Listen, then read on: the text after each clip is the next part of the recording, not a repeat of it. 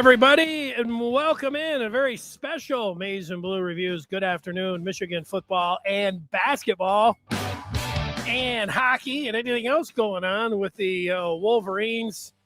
A banner night in Ann Arbor. Time to celebrate. Time to celebrate a Michigan great. And Michigan so far has been a great team on the hardwood. And the only thing that you could say that would mess anything up tonight would be this weather. But you want to know what it's like to live in Antarctica? This is it. You know, you watch some of those. I've been reading a book by Dan Brown, who wrote the Da Vinci Code. It was about Antarctica. And it was a week like this where it was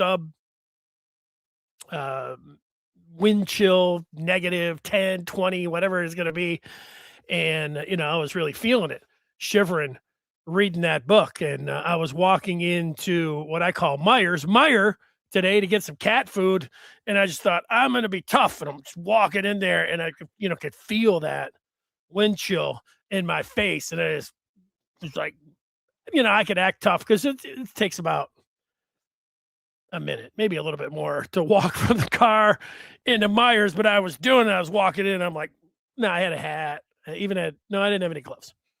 I was going like this, put my sleeves. But man, you know why, there's not many people that say, I'd really love to go up to Antarctica. No, people want to go to the Caribbean. They want to go to Florida. And you understand that, but it's on everybody's mind and you see it out there, and I'm sending everybody warm thoughts. Let's get back to Michigan. There's plenty to talk about. Michigan's, you get some details about the salaries for the Michigan football coaches. We've got news on the college football playoffs for the future. We'll touch on those things. The big things that I have here for you, you got the game coming up tonight. You got Michigan taking on Ohio State, and Michigan, they've got, this is always a fun when it's Ohio State, when it's Michigan and Ohio State, even on the hardwood. So, it's like they can maybe exact some revenge from what happened in football. I'm expecting that to happen. So it should be just a great time. And then next week, I believe the official Michigan football schedule for next year will be released. We'll speculate and take a look at it. Some of the teams probably, if half of you could probably recite the schedule and rattle it off, off the top of your head. And, we know where some of the games early and late will be played, and then we'll just take a look at the rest of them. You hear anybody that's talking about Michigan football that knows anything at all about the team and what's in store for next year, pretty quickly will say, but it's a pretty tough schedule. And so we'll look at that. But it's Trey Burke night. Trey Burke, his number 3, his jersey goes up into the rafters, well-deserved. There was a long time where people would talk about, well, let's see this person's jersey. Let's see that person's jersey. And say, well, that person didn't graduate. That person was only here for a year or two. Well, times have changed, and I think this is good. You don't have to sit here and have to, have to graduate and to still be honored by the university. And I think that's great. Trey Burke, what he meant for the basketball program when it happened, when he played, there was a gap. You had the Fab Five, and then you did have, it was Robert Traylor. They won the first Big Ten tournament, but quickly thereafter, there was a nosedive. And Michigan was on de facto probation. And the Ed Martin scandal had a black cloud over the basketball program. And there were a lot of people like, who cares? Forget it. And then slowly, they got rid of Ellerby and Tommy Amaker. was the right coach at the right time to bring him out of that. And then John Beeline came in, and John Beeline, I thought that every 4 or 5 years, Michigan would get into the tournament. He had run a clean program, and maybe they would, make a splash in that particular year when they got into a tournament. I was wrong about that. John Beeline, he came in. You'd have to have been around, but back then, the idea of coming in and jacking up a bunch of threes and not worrying about, not talking about, we're defense and rebounding. That's what most coaches would say. And John Beeline was like, we're trying to get as many shots up as we can, and we're shooting as many threes as we can, and we're not worried about all the other stuff. We're worried about possessions and getting the ball up.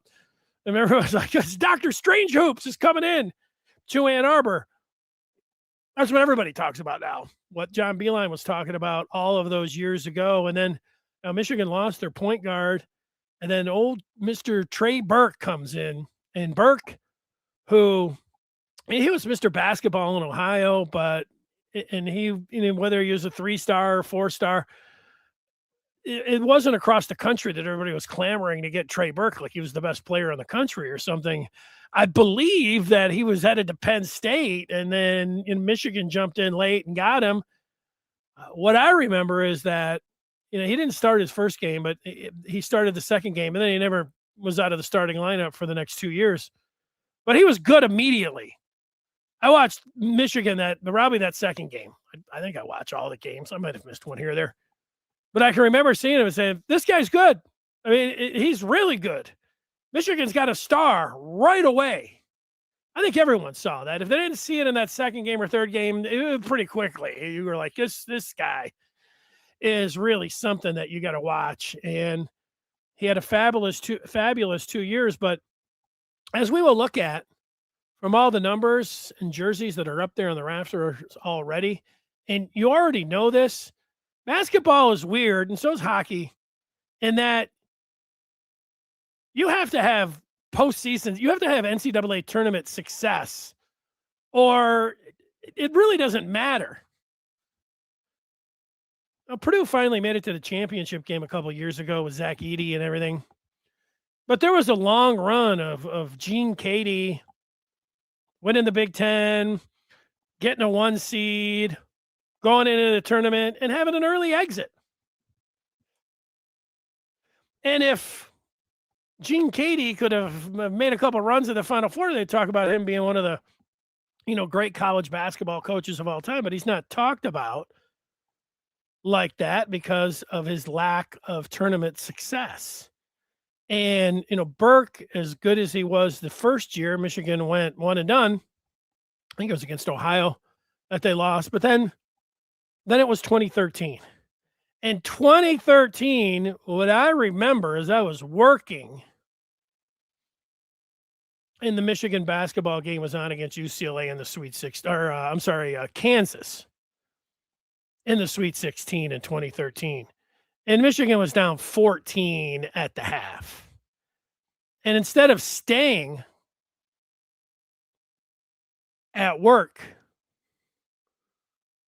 I left.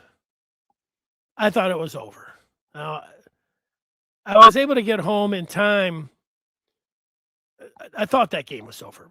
Trey Burke had no points at halftime. 0 points against Kansas.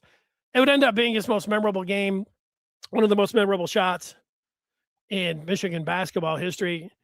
They were down 5 with 21 seconds to go. I watched that last minute this past week. Down 5 with 21 seconds. They needed Kansas to miss a free throw. They did. And then Burke, everybody knew that he was going to shoot the ball. And then I don't think anybody thought he was going to jack it up from 30 feet. And he shot it from 30 feet, and then he hit it. And then he's mean mugging. He's got the great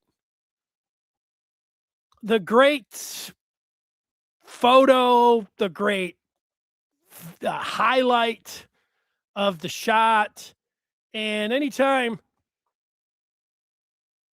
you want to feel good, you just look at that that Trey Burke shot, and that was to tie the game. It wasn't to win it. The Michigan would go on in overtime and win the game. But it was so magical. And it was before, Jordan Poole would actually shoot. His might even have been farther than 30 feet. The one against Houston on St. Patrick's Day in the tournament, I believe also in the Sweet 16. Also a game that looked like Michigan. They weren't down as many as Michigan was against Kansas, but it looked like they were going to lose that game. And then, boom, the shot heard around the world. But back to Burke, you knew Michigan was going to win that game in overtime, and they did.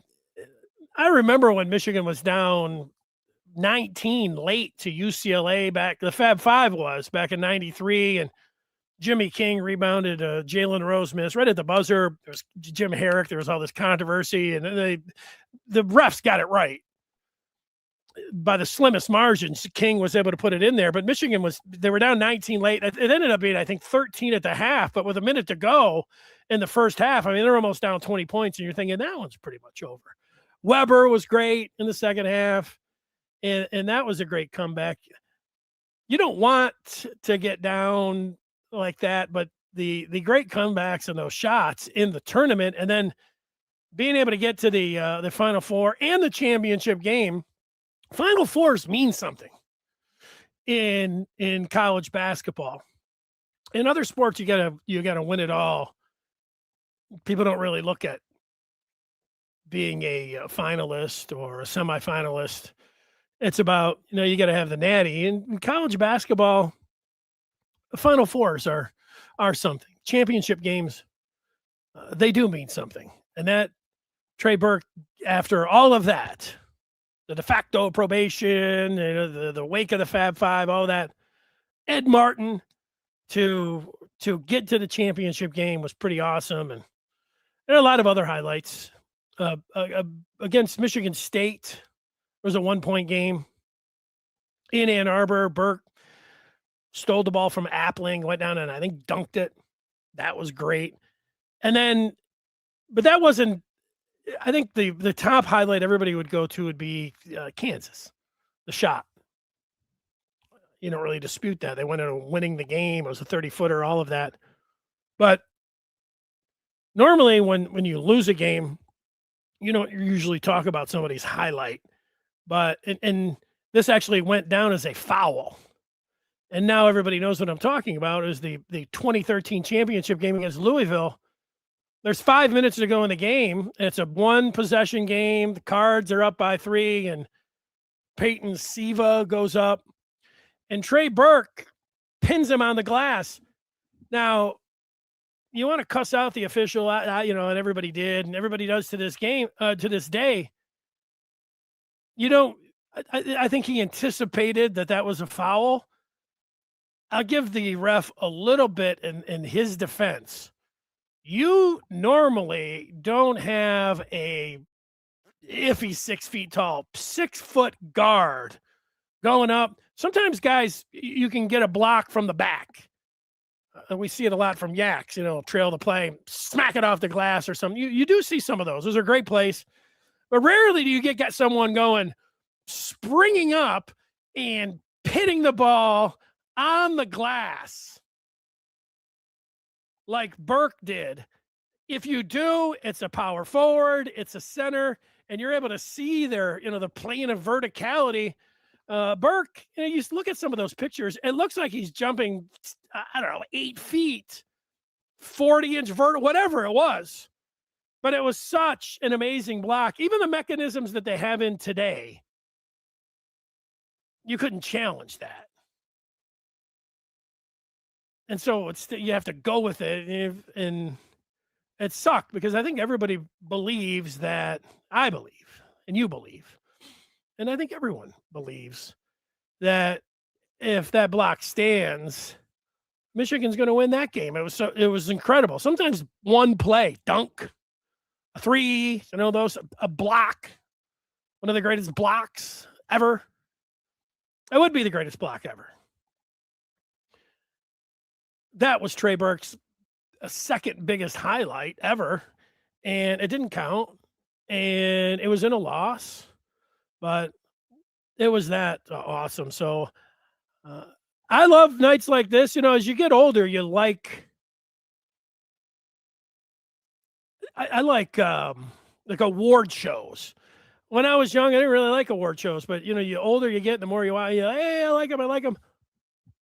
And one thing about going to, I've been to a few. Just luckily, whatever you go, and somebody's being honored, and their jersey goes up. But I think about remembering.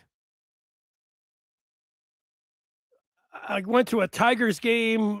Probably went to a 100 Tiger games, probably more than that. But one game they were honoring a guy named Hal Newhouser, Prince Hal. And he came out, his hand up, I drove him around on a golf cart. And yeah, so when I go to the game and his name's out on the wall. I was there for Trammels. One time at the Pistons game, they retired Vinnie Johnson's number. The point about this is that not that, you're, whether you're humble bragging or whatever, is that you go to so many games and even, some of the big ones. Yeah, you'll remember this, you remember that, but you end up remembering the games you go to when they put somebody's number up in the rafters.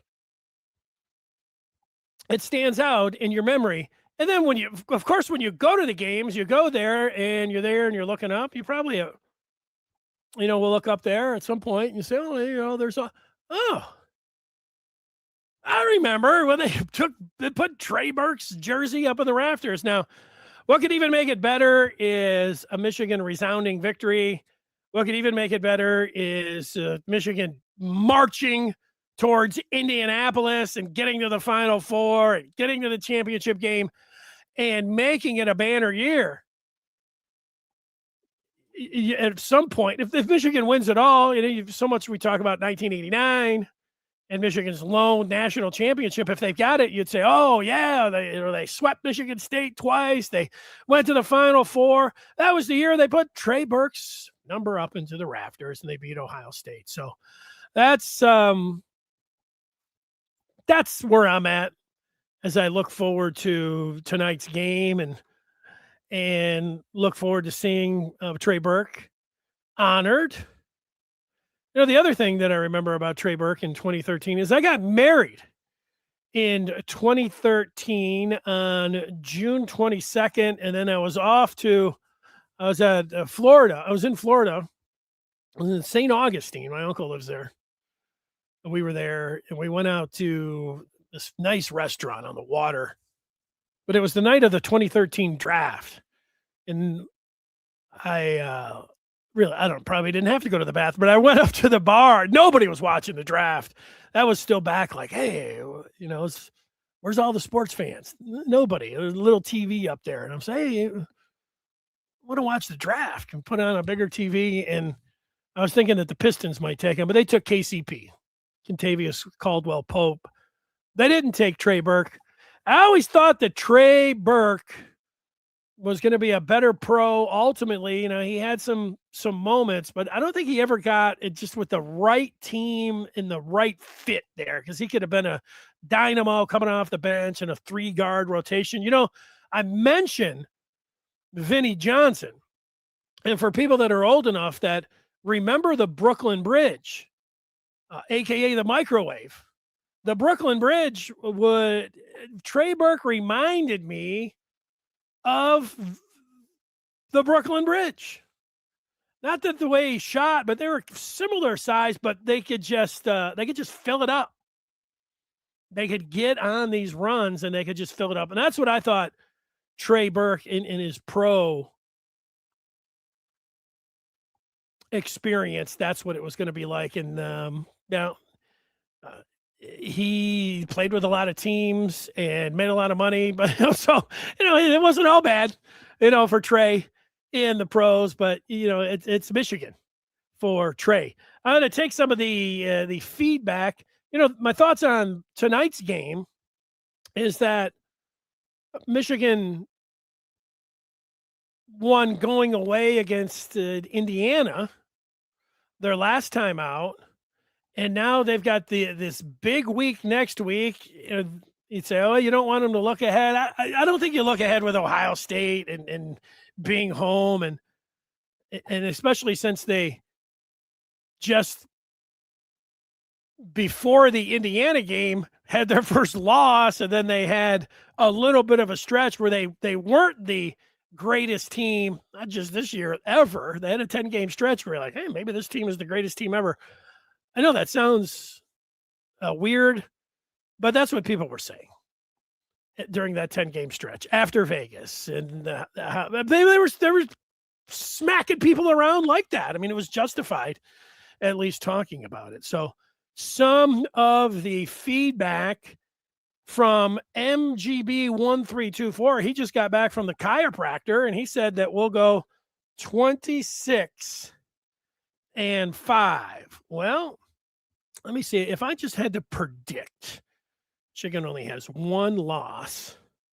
I'm predicting that they're going to win tonight. An easy way to do it would be to say that they would split their remaining games this month against Nebraska and against Michigan State. Hope they win both of those, but so there's 2 losses. February, we're looking in here. We're looking at Purdue and Duke and Illinois. And then, I'll give them 2 more losses in February. I mean, they have to go 6-2 in February. So that has them at 4 losses and just 2 games in March, Iowa and Michigan State. I've got them winning both of those. So I am going to disagree with your chiropractor. I've got Michigan at 27-4. That's it. What's up, JD? Ferris. Oh, Ferris is calling this a trap game. Yeah, I'm not feeling the trap game. I'm not feeling it because if they were just rolling and beating everybody by 40 and everything else, and you were going into tonight, they'd feel full of themselves. But they have just had a wake-up call where I don't, with this team and seeing how Dusty coaches them and seeing how the players talk, I think that Michigan, Michigan's, what are they, a 15-point favorite tonight? 14.5-point favorite. I know that doesn't mean everything, but 15.5-point favorite. Michigan should win this game by double figures. I'm not telling you to bet this. I'm telling you that I think Michigan will win this game by double figures. So I am not buying Smash's trap game thoughts. I get it, but I'm not buying it. Ferris going off the basketball and going towards the 12-team playoff and asking about Notre Dame. I am glad that they're staying with 12 teams. I have said this repeatedly, that they need to let this 12-team play and breathe for a little bit. As sports fans, as college football fans, we have to get used to how things play out and take a look at it. If they want to make little tweaks and things like that, I get that. I understand it. I like the tweaks that they made this year, but the immediate reaction to now we got to go 16 and there's 24, and every year you're like, okay, well, so what are the rules? Are they got 16? They got 24? Are they getting rid of this? They're getting rid of that. But the one thing that I don't like is placating Notre Dame. I like that Notre Dame got shut out this year, and Notre Dame does not deserve this guaranteed if they're in the top 12. To hell with Notre Dame. It does show you the power of the Irish, that they are able to finagle, that they can keep all of the money, and then they get this special rule where they get in with them being in the top 12. Yeah, I don't like that. See, Ferris remembers he was at Kazi's retirement ceremony in 93. You're right about Chrysler being called the house that Cassie built. I looked at the retired numbers and I put them up on the screen. And that is what it comes down to with Cassie. He built Chrysler Arena. It's the house that Cassie built.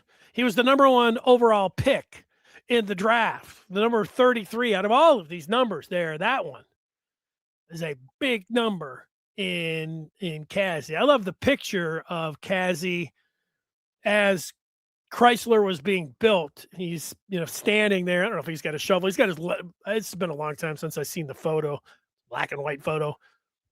But you can see that the Chrysler's being built around him and he's standing there and he looks like he's, 8 feet tall, but it's a great photo. Yeah. So that number 33, when you look up there, Cassie Russell, it's awesome. Rudy T. Now my dad went to Hamtramck High, so that's where Rudy T went. He's a legend. And it was before my time talking about Rudy T, but it wasn't before my time when he was a coach in the NBA and he took the Rockets to back-to-back titles with Hakeem Olajuwon and company. And so I can always remember him being the head coach for the Rockets. And I also remember, it's just a sports history footnote. There was a player, and I never don't remember Rudy T playing at all in the NBA, but there was an infamous punch by some player named Kermit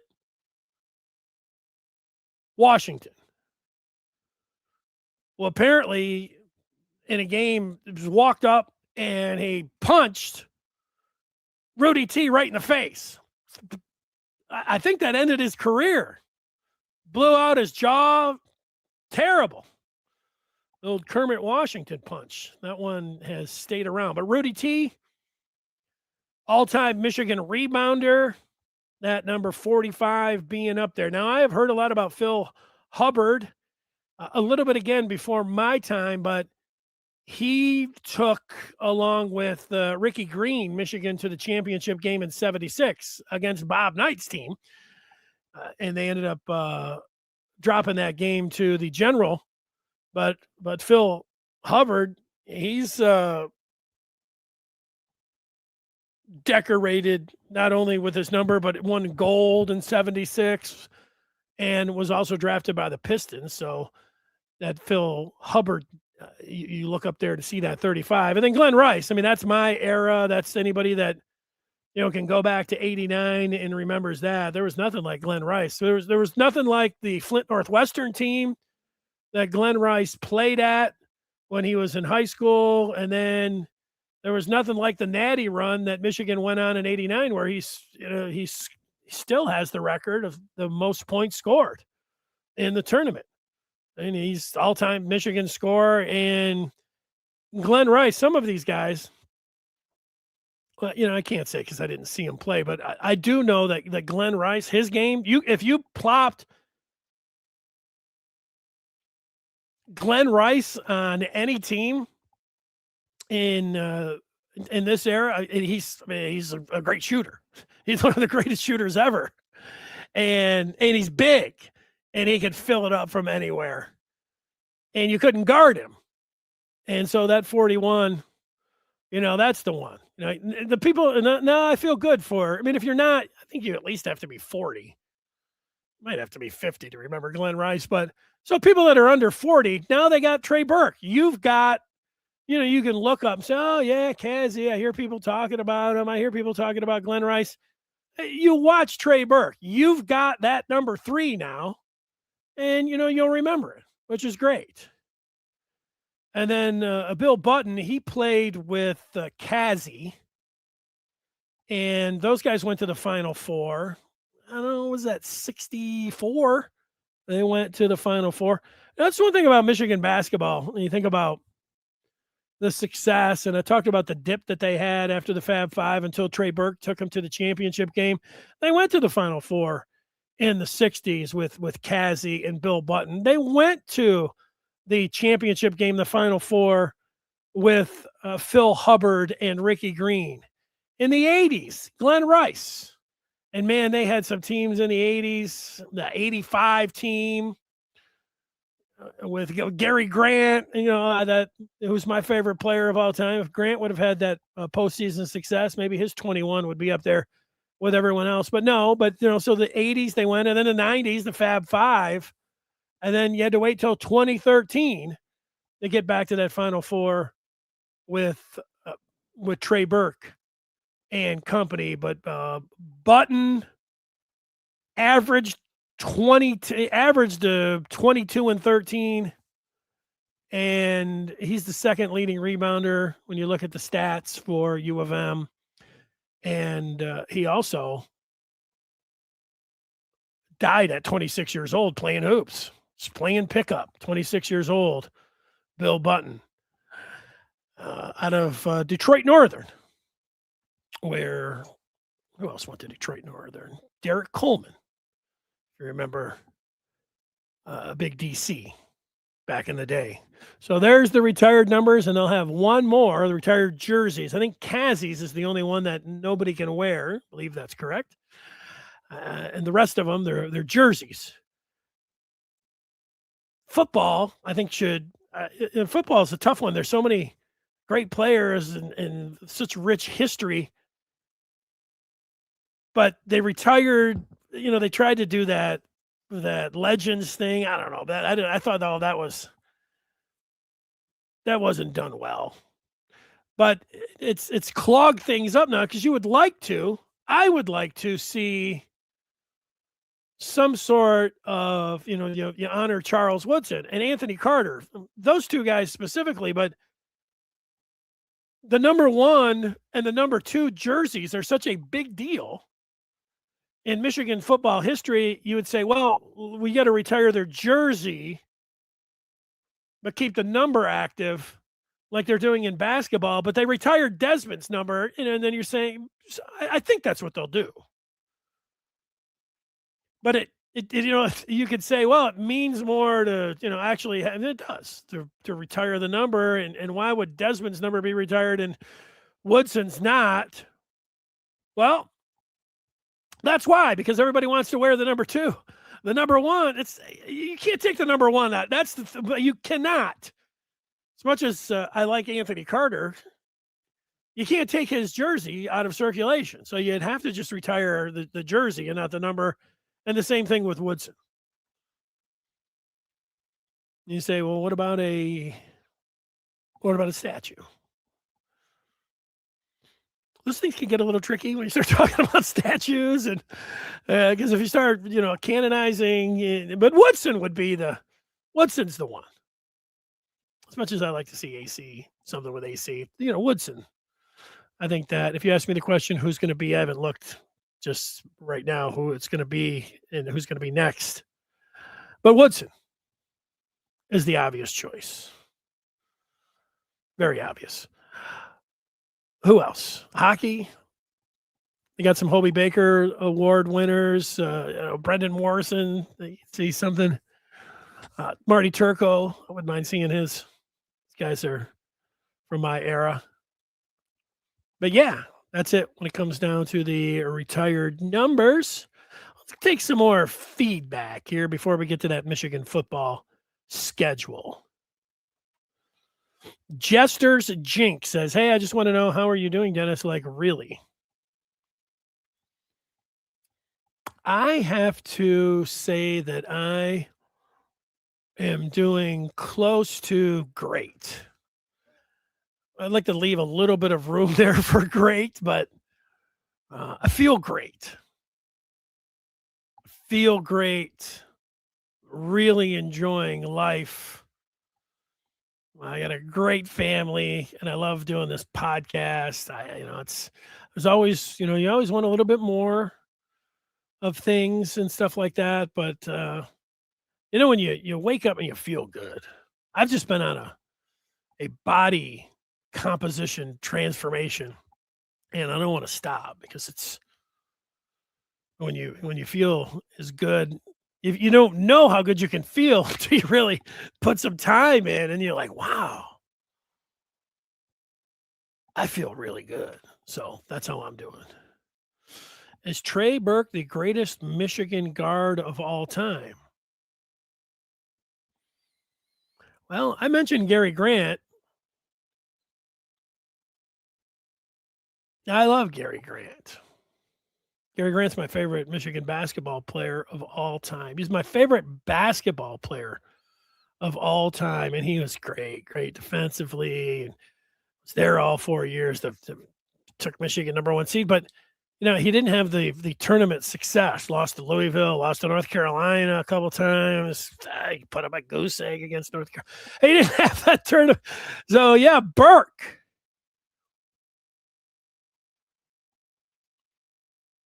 Burke, Ricky Green, Gary Grant.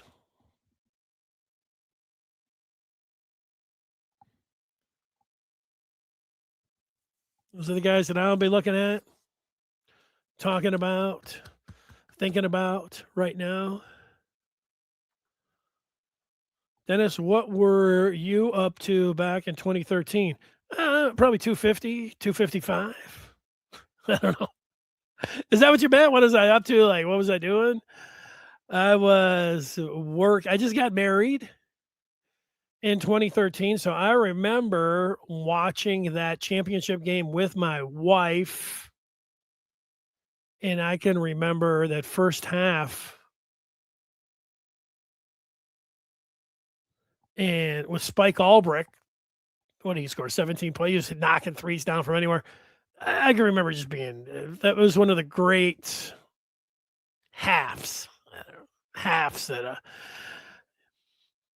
was a great first half. It ended up being it's hard to say a great game when you lose like that, but it was such a magical half. And that's what I was up to. Feeling great.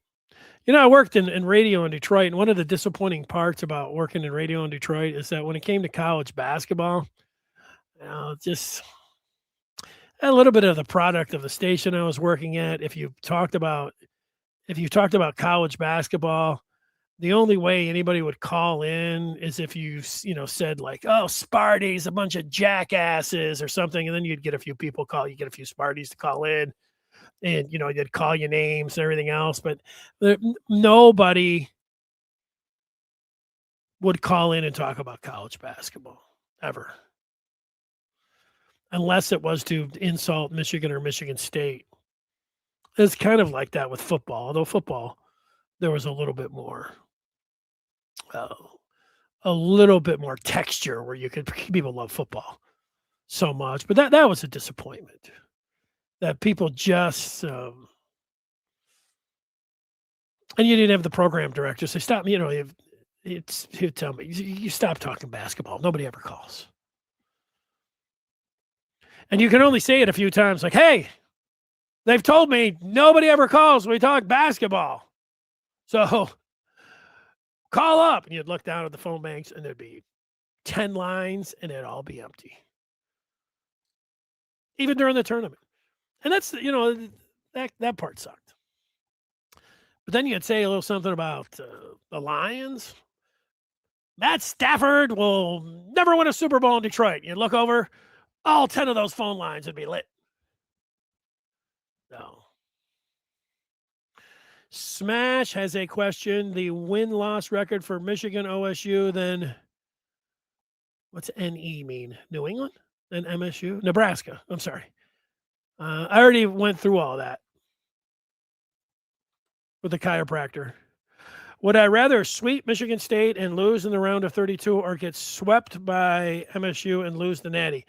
As much as I would hate to get swept by MSU, winning the Natty is going to trump everything.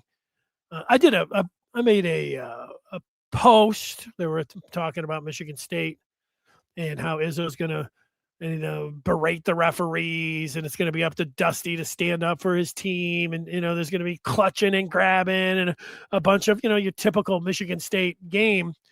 And I said, the number one goal is, of course, the Natty. After that, I have the Big Ten regular season title. And number 3, I have the Big Ten. Regular season. And then I had a number 1 seed in the Big Ten tournament. I might have had the 1 seed after the Big Ten tournament title. I could look it up. Now let's just think about it. 1 is the Natty, 2 is the regular season title, 3 is a Big Ten tournament title, 4 is a 1 seed. So after those 4 things, the fifth thing for me as a goal for this year would be to sweep Michigan State. Number 5 would be to win at Mackey Arena, a place that has been a house of horrors for them. Those are a pretty big 5 that I would look at, that I'm eyeballing when it comes to 5 goals. Now, I remember having 8 goals in there, and I didn't have Nebraska and Ohio State, so there was a couple other things that I had in there that I'm not sure, for some reason, I'm not remembering them right now. So let's just pull that list up about Michigan State. Here it is. Hoops. Don't look now, but MSU is playing good. That was the start of that particular thread over on the Maize and Blue Review. Here we go. The 1 seed, the Big Ten regular season title, the Big Ten tournament title, sweep Michigan State, get to number 1 in the polls. That's number 5. Beat Purdue at Mackey, take out Duke in DC,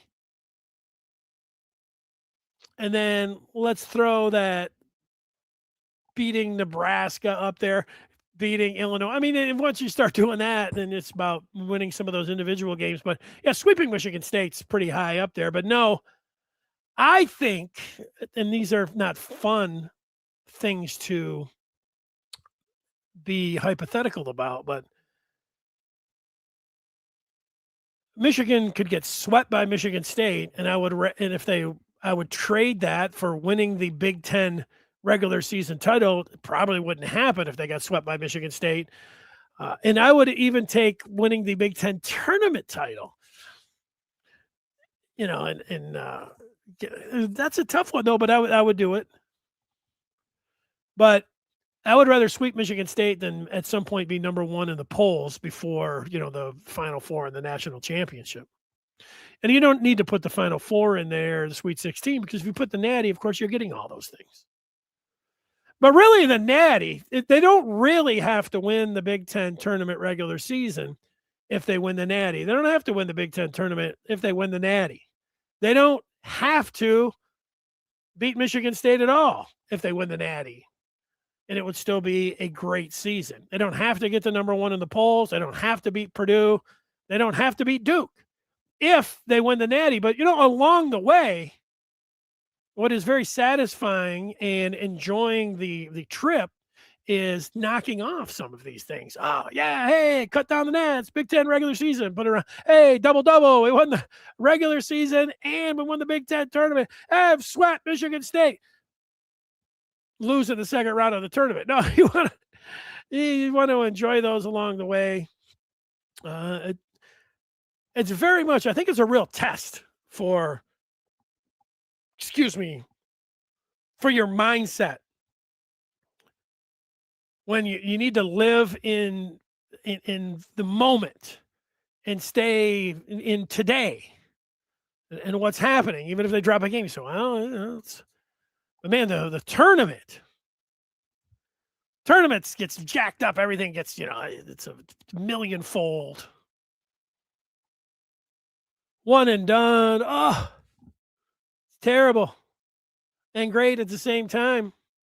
Farrah says, all I care about is the tournament. Final Four is more important than anything except winning it all. Yeah, the tournament.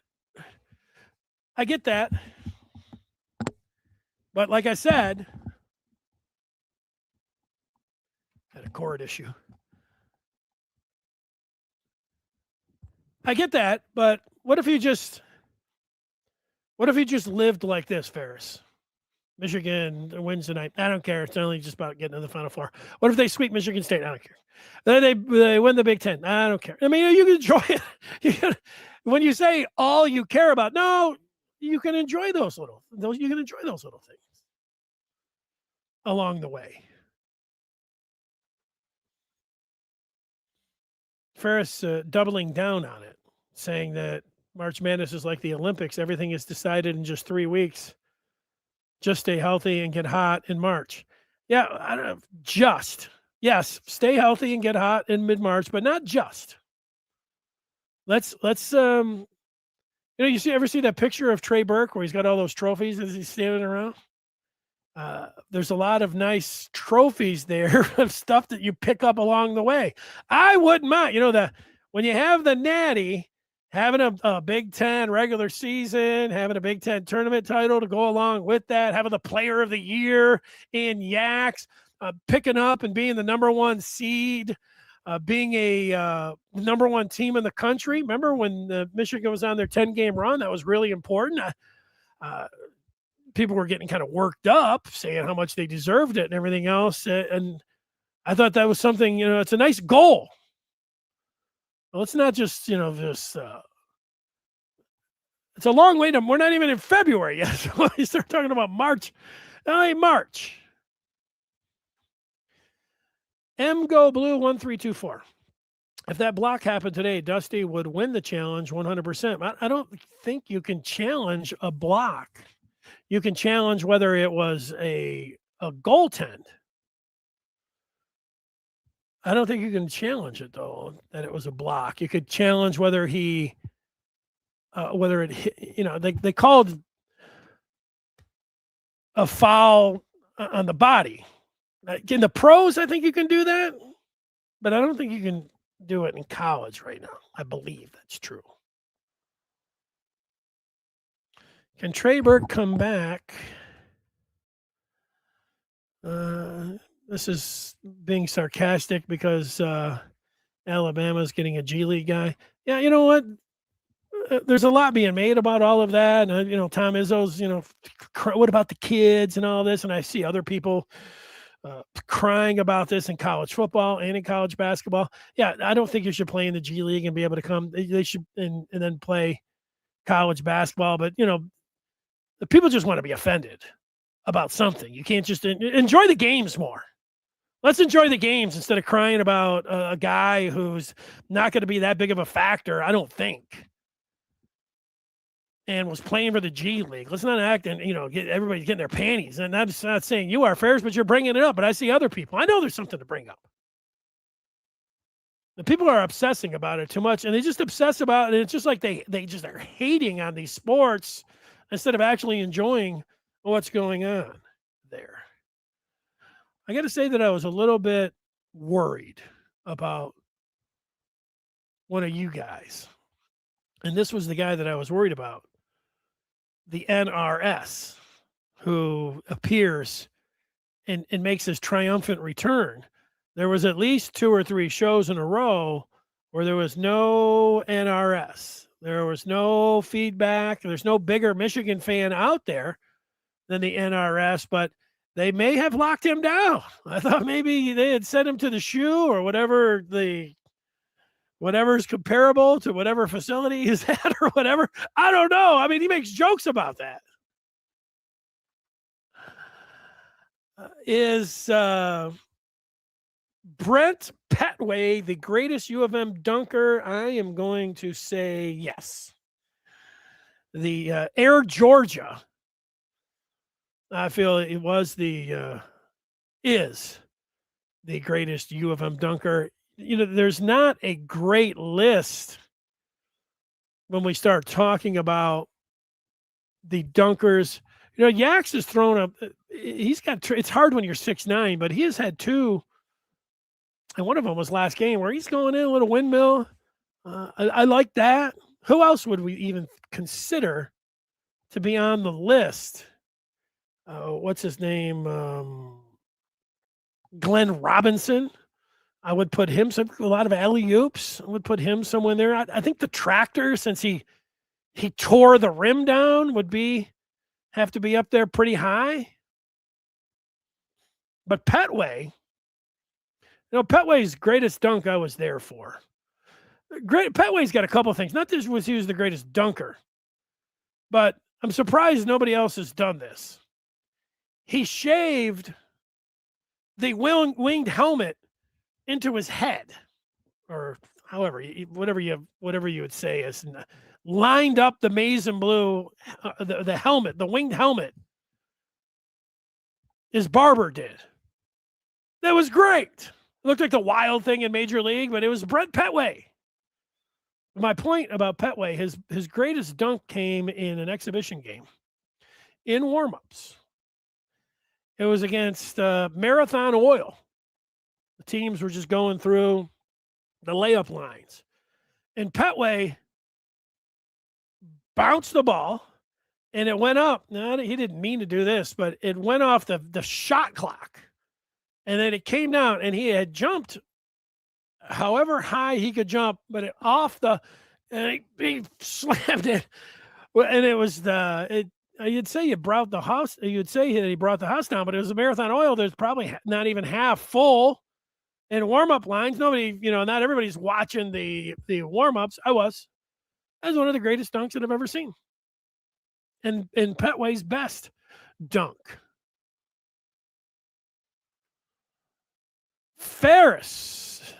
He doesn't drink classic Coke, but I did drink a cartel Coke at the taco stand in California last week. It was perfect.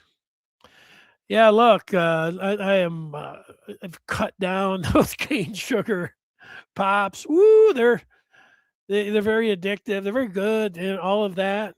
But yeah, once in a while, and with a California burrito and going with and if it's in a bottle and if it's freezing cold, yeah, we'll pour some of the cartel Coke out, some of the classic Coke in a bottle for the tractor. Retire the tractor's number.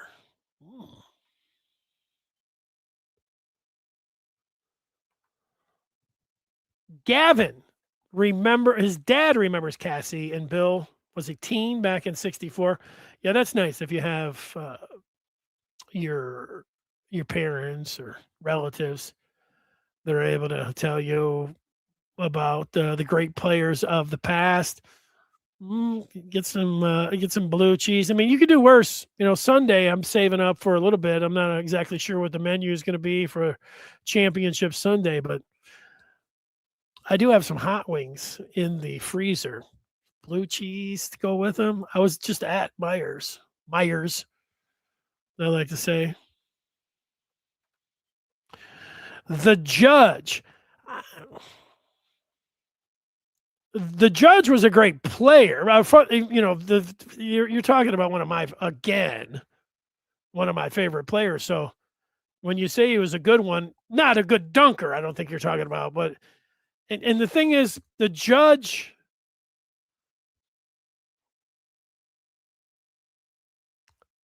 I started watching his career through the newspaper when I was a paper boy, and it would be like now it's like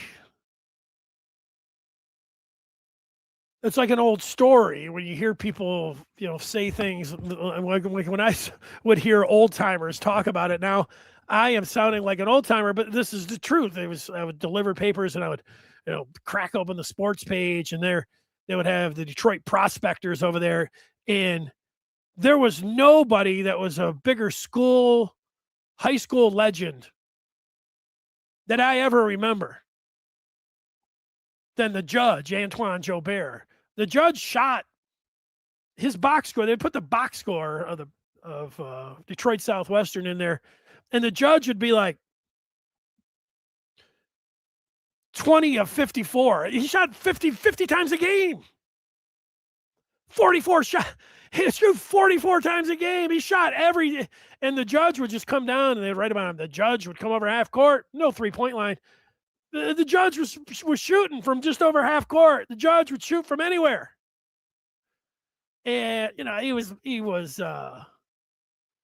just mythical because I hadn't seen him play, and I would just read about him, and you would look at the box scores, and you'd look at all the other box scores, and somebody would be like, oh, they're 9 of 16, pretty nice game. No, 23 of 55. The Judge, nothing like him. And so he was never going to be able to live up to what he did in high school. But he was still good. I loved him. I still do. Where's the bulwark?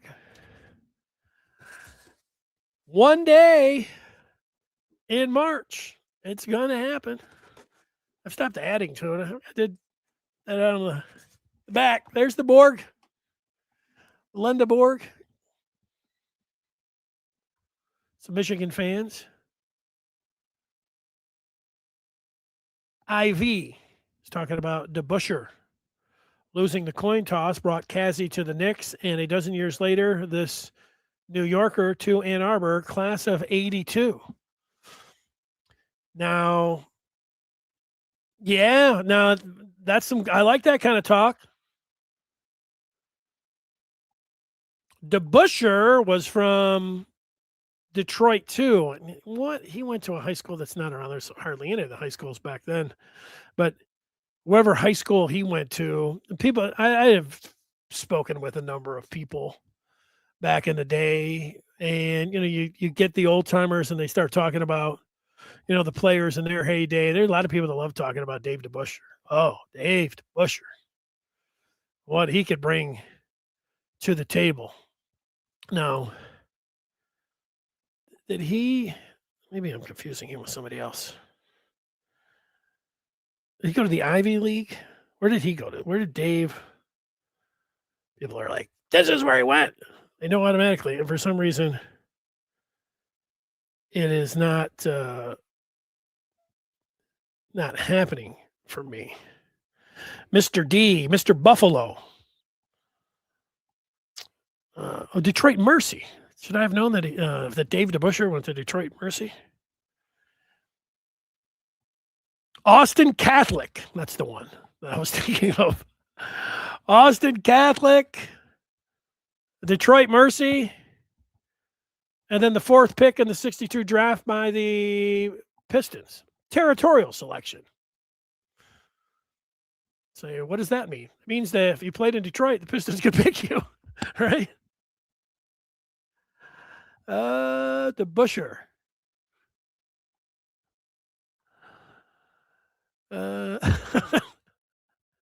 I don't know. Jello shots. Here we go. Got some Petway fans. He should have gone in, though. I am going to agree with this one. I missed this one. Detroit Wolverine. We're talking about great Michigan dunkers. Jimmy King would be on that list. Definitely. That's a mission. That's one that That's one. I forgot my man gave me a face palm the other day when I said something. I was right about it, but not having Jimmy King in any kind of great Michigan dunker list is a total omission. I might put Jalen on there too, now that I think about it. You know what? I put C. Webb on there too. Wait a second. I just cruised right by the Fab Five. Jimmy King would definitely be on there. Weber. One of my favorite pictures is Weber dunking in the Final Four against Cincinnati. They made a schedule poster out of it. But he's dunking. He's got his tongue out. He's got the sweet. He's got the shoe. That's a great photo. There's a great dunk, too. Mike McGee, put him on the list for big-time dunker. I'm with you on that. Ferris asking who I have. I'm going to guess the Seahawks and the Patriots. Well, I am beholden by my fantasy team. Now, this happens. Not only do I play a regular season, but now it's been a few years in a row that I am in on a postseason. And as things have gone, I need the Patriots, and specifically Ramondre Stevenson. If you see Ramondre Stevenson having a big game on Sunday, I will be jumping around with some hot wings and blue cheese and going to get some Coke in a bottle. I'll be ready to go. Ramondre and Hunter Henry. I want that to happen. And then I have to have Stafford. I have to have Matt Stafford get to the Super Bowl. So I want the Rams. However, no, it's not however. I have to have the Rams. So I'm pulling for the Rams and the Patriots. That's who I want. The way the Seahawks played last game, I could easily see them winning the game, but I like Stafford too. I'm not like the Detroit Rams and that kind of, but it's you get some money down on something, it's really easy to pull for someone. Sco is a Hoosier fan. He's got Sig. I'd put Sig in my avatar too, tell you the truth. He's rooting for Michigan basketball. You know what you were so close to doing, Sco? Just think about that. I'm sure this is not lost on Hoosier fans. What if you guys not only hired Sig, but you hired Dusty May? You guys had Dusty May and Signetti. Indiana would be the center of the universe for college football and basketball. And oh yeah, thinking about that tournament success, there'd be no Dusty May at Michigan if Dusty May didn't go to the Final Four with FAU. I was a paper boy, like in the musical Newsies. I'm not familiar with the Newsies, but I did deliver the Detroit News. Michigan connection, rooting for Mike McDonald. I can understand that. Somebody trashing Chris Ilitch. Please leave. We are so done with you. I don't think everyone feels like that. I'm going to give you what's going to happen is that Tony Clark, the players rep for Major League Baseball, and Rob Manfred, they are going to strike. It could be a lockout. It could be a strike. And all of this, we hate Chris Ilitch and, all of this other stuff, I get. That's standing up for owners. People are just going to be really down on baseball. And to hell with them. If they can't figure it out, and people always come back because there's nothing like Major League Baseball. I pivoted after the 94 strike, I pivoted to Michigan baseball, and I was there for 10 years. I still went to a few Tigers games. I'd get some free tickets and stuff and go, but I was adamant. I'm not giving these guys a nickel. Everybody would say that, oh, Sosa, McGuire brought you back. And after 10 years, you lose. I didn't know guys' names. The Tigers I would, but other players, and it's, oh, what about this? I watched Michigan baseball, and it wasn't all that bad, compared to Major League Baseball. And just as luck would have it, ended up going to Detroit in 2006. Tigers make the World Series, and I was back at that point. And, the Red Wings, I was kind of done with hockey, too, when they had their strike, but that was the same kind of thing. To hell with them, but then the Red Wings were good. So I know that's a lot of, I kind of took that one. I hijacked that question. I'm not thinking about Tarek Skubal right now. Will he pitch opening day? I'm going to say opening day, yes. Yeah, I don't think the Tigers are going to trade Tarek Skubal, and I don't think they should. Ooh. Leslie Rockamore. They had where's the Rocky? Yeah, big football, boulder shoulders, awesome player. Played with Joe Bear, no doubt. I think my first ever game was 1985, the last game of the regular season, where Michigan went back-to-back, winning the Big Ten. There was no tournament back then, winning the Big Ten regular season. And Leslie Rockamore was on that team. This one just says cousin. I don't know what that means. I'm not sure.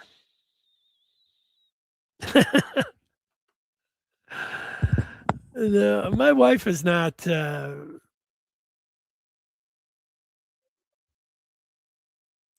wife. if I wanted to drink some sugarcane Cokes for Sunday with blue cheese and hot wings and pizza, which all is a possibility. My wife's gonna be all right with that. Okay, here we are. I'm going for a long time, and I didn't think that was gonna be the case, but that's what happens when you guys all ask a bunch of great questions and all that. We got the Michigan football schedule, which will officially be out next week, but everyone's like, "Ooh, it's such a hard schedule." Well, they're right. It's a very hard schedule. And so immediately people are like, I don't wish we weren't playing Oklahoma. Well, they are. I don't think they could get out of it at this point, but maybe. But then they want to cancel all the future ones, which I understand, but I don't like because I love the non-conference big games. And yet the argument of, yeah, but when you're playing a murderer's row in the conference, you can't afford, to play these non-conference games. I completely understand that. And yet I still like to see them. And if I was the athletic director, I would still schedule them. So I would still be going to Texas next year. I would not try to get out of that.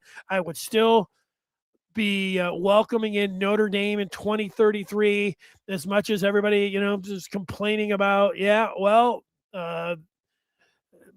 nobody else is, you're just scheduling yourself out of the playoffs.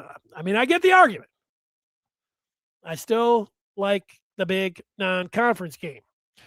And the Western is, you don't have to go to Germany. You can go right there to Ann Arbor to watch that one. So Michigan, as much as you're looking at this and thinking about it, Michigan has to beat Oklahoma. I'm pretty sure that they're going to have to beat Oklahoma this year. That's the non-conference slate. Now, normally you'd have Indiana on here and you'd feel like that is great, but you don't feel like that anymore because Indiana is now this great football program. What I'm wondering if was when the schedule comes out. The Indiana game is in Ann Arbor, but from my memory, when Indiana was on the schedule, they were always the game before Ohio State. Are they going to have, is Michigan going to have to end up the season with Indiana at Ohio State? That was a tough 2 last games. I'm going to say maybe, probably. Iowa's never an easy one. That's at home. Michigan should win that one. Same thing with Michigan State. Penn State, woo! Matt Campbell, Penn State. That's a tough game. UCLA at Minnesota. I think these should be wins. Ooh, at Oregon. Yeah, and at Ohio State. So these, and then we have at Rutgers.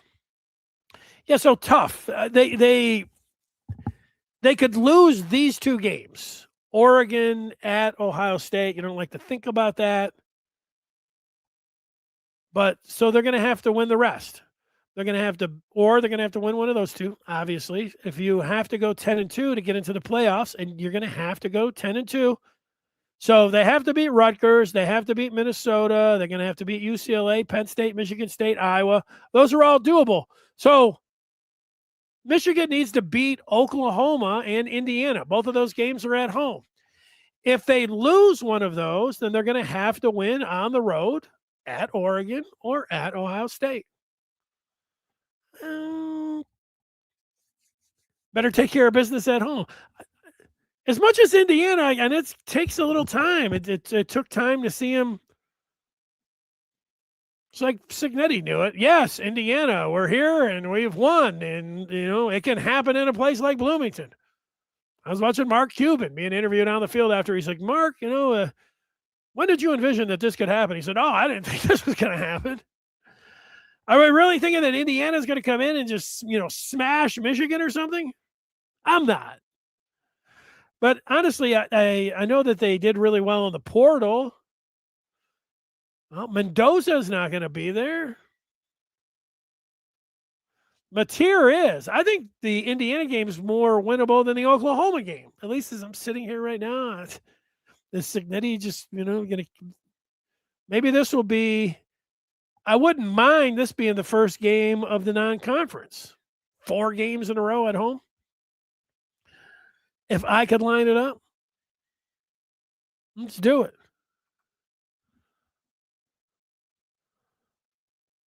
Yeah, Mr. Big Dad. See, this is the old way of thinking to the new people that like to, duck everyone and not play these non-conference. They just want 3 easy games. They may. It's a perfectly reasonable argument. I just don't like it. And if I was the athletic director, I wouldn't listen to him. The other part about everybody that just wants all these easy games, again, most of those people are not going to the games. People that buy the tickets for the games, as much as people love Michigan football, I'm on Facebook. You know what I see on Facebook? You'll be like, hey, who needs 4 for Western? Face value all over the place. Hey, anybody want 4 for UTEP? Anybody just have them for UTEP? The opener might be a little bit different. People have been clamoring, waiting. But that UTEP game, the excitement of the Miners coming into Ann Arbor September 19th. Can't wait for that. But you know what, the game that you're not going to see, people just giving you the tickets away, is this game against Oklahoma. Everyone wants to go to that game. Now look, it's a tough sell for people that are about the Duck folks, because Michigan got beat last year by Oklahoma. The year before, Texas came in and took the belt to them. So it's tough. We're still going here. I got a serious question about Sharon, his trial, and him pleading not guilty. I read the story. I looked up when I was at the gym, and they were showing him getting out of his car and leading him, to the I don't know, whatever, the hallway, and then sitting in there. To me, that was the thing that stood out to me the most. It reminded me of a couple things. It reminded me of reading stories about the of back in the day when they would have a Shoeless Joe, all the kids that say it ain't so, Shoeless Joe. And I recalled that when Pete Rose, there was a picture. I've looked for it. I haven't seen it, where Pete Rose was getting out of his car, and it was a big courtroom scene, and they're all, oh, say it ain't so, Charlie Hustle. And then, to see Sharon, walking in through the hallways, to me, those are the things that stood out about the legal part of, well, can they prove that he actually had scissors or a butter knife and, broke down? I don't know. To me, I hope for Sharon. I believe that anything that's going on here, of course, he doesn't want a felony and don't want to do any jail time or anything like that. He'd like to, after a year, and I'm sure after a year, but maybe 2, go find himself some employment back in football, coaching, offensive line, maybe somewhere like UTEP, something like that. So he can at least get back and find a job. Kind of tough when you get that felony on your record. So yeah, I mean, when anybody, your lawyer, not only are they trying to get that felony out of there, obviously, so he can get back and work. They obviously, I'm going to say, how many times am I going to say obviously? They would, of course, like to see however much money he had left. Was it 12 million or something? He doesn't want to just forfeit all of that. He would like to get some of that back. And I think that if you could get rid of the felony, and then Sharon could probably say, we could drag this out. I could say a lot of different things, about Michigan.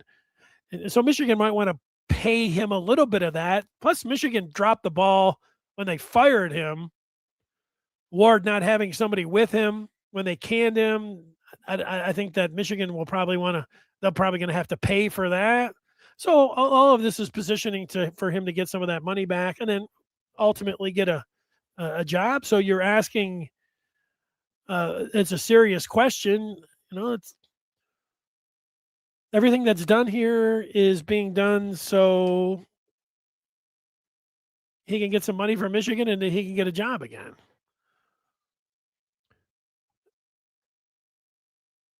I don't. What did he kick down the door? Who said? You get one person's word. That part. Mr. Big Dad says they must beat the rivals. Okay, that's beat Ohio State. And then Oklahoma and Oregon might be tough, but all are winnable. Yeah, I think, Oregon getting Dante Moore back and taking a look at the other players and how we know that they're in the Billionaires Club, and Phil Knight is, they do great in recruiting. They do great in the transfer portal, and they're bringing players back. I mean, they're going to be formidable. But I thought the good news when you saw the particulars of Kyle Whittingham's contract, Michigan did not go on the cheap. There's some people, this was over the last 10 or 15 years, you're always hearing, oh, Michigan's cheap. They're cheap in NIL. They're not spending. They're not. None of that's true. Whittingham got $41 million for 5 years. Also, Michigan will never pay for their coordinators.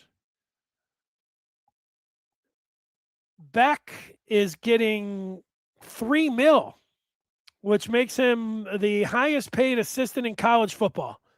He's tied with Indiana's and LSU's offensive coordinators, but he's being paid the most in college football. And then Hill is getting 2.6. I don't know where that ranks, but it's got to be pretty high. So Whittingham hit the lottery, and so did his assistants. And Michigan was spending a lot. That's just good news. It means they're prime of the pump for football, and they're one of the big dogs, and they plan on staying there. You're not paying all these guys and then going. You're not getting chintzy with the NIL. You just got to get those fundraisers out there. You got to start shaking those cans. You got to start, going to those mixers, and you got to start saying, let's, pay up. Let's go. We want to stay up with Ohio State, Oregon, Indiana, Oklahoma, all those tough teams that are on the schedule. Okay, here's a program announcement. Tonight, we will be on after the game. It's the Michigan basketball live post-game show. Between now and then, we'll be over on the Maize and Blue Review. Come see us there. And, we'll be talking about a lot of the stuff I was talking about here. You should join up. You get the Maize and Blue Review on 3.com plus Rivals. That's all good. So take care of yourself that way. And, what we got here? There's pictures of Mr. Burke going up for the block, getting the block. There's one. He looks like he's jumped 20 feet. There's all those trophies. Take all of those and just put that natty. That's what Ferris wants this year. It'll be great to see Trey there. It'll be great to see you after the game tonight, right on this very channel that you're watching or listening to right now, till after the basketball game tonight. Should I just stay warm? Let's put those gloves on. No reason to be a hero when it's 25 below. I mean, you're not in Antarctica.